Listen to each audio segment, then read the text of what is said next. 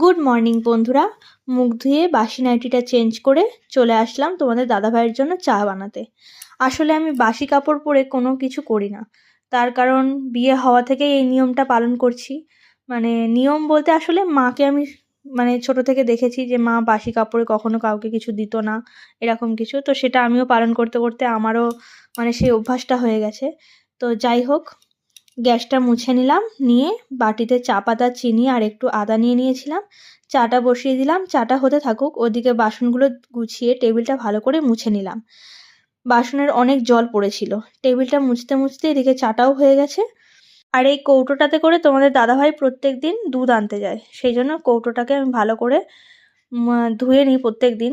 কৌটোটা ওই জন্য ব্যাগের মধ্যে ভরে একেবারে রেডি করে রাখলাম, তোমাদের দাদাভাই চাটা খেয়ে উঠে দুধ আনতে যাবে সেই কারণে।